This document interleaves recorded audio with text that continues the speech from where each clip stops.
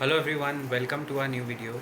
सो आज का दिन यानी येस्टरडे कल का दिन जो आपने देखा 3 अक्टूबर, आज आप देख रहे हो 4 अक्टूबर को ये वीडियो। सो बीएसई जो स्टॉक है, this is not a buy or sell recommendation at all. Please consult your financial advisor before buying or selling any financial instrument. Yesterday when the Nifty fell by 2% plus, Sensex fell, सब जगह stocks गिर रहे हैं। ऐसे time में interesting चीज़ ये होती है, जैसा मैंने आपको पहले भी एक वीडियो में बताया था, that you should observe stocks. जब गिरते हुए बाज़ार में कौन सा स्टॉक अपनी पोजीशन पे खड़ा हुआ है, या तो वो गिर नहीं रहा है एंड अगेंस्ट दैट वो एक्चुअली ग्रो करके बंद हुआ। तो yesterday one such stock which caught my attention was Bombay stock exchange, BSE।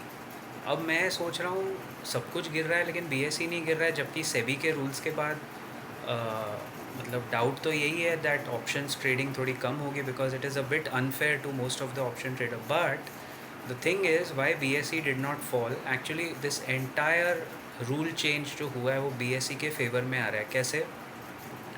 इसके पहले एवरी डे ऑलमोस्ट कोई एक्सपायरी होती थी। There were 4 expiries on NSE and I think 2 on BSE। BSE में वैसे भी FNO का ज़्यादातर वॉल्यूम नहीं है। Most of the volume of FNO, in fact most of the volume of the market is in NSE। NSE में BSE का stake है वो अलग बात है, बट पर से BSE में कोई वॉल्यूम था नहीं। और अब क्या हुआ है कि 1 एक्सपायरी ऑन BSE होगा वो चूज़ करेंगे एंड 1 एक्सपायरी ऑन NSE होगा वो चूज़ करेंगे। सो NSE की number of expiries if this rules are implemented, जिसमें मेरा डाउट है, कुछ तो नहीं होंगे, but if they go as per what has been done, तो NSE के एक्सपायरीज 4 से कम होके 1 पे आ जाएंगे। Big impact on the volume, big impact on their revenue of the national stock exchange.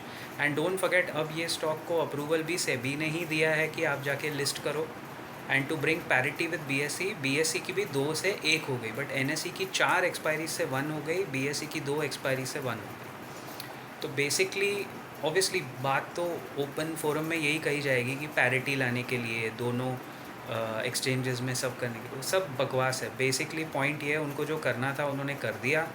अब मामला ये है कि फेज्ड मैनर में इम्प्लीमेंट करना है। Most of the rules are ill thought out.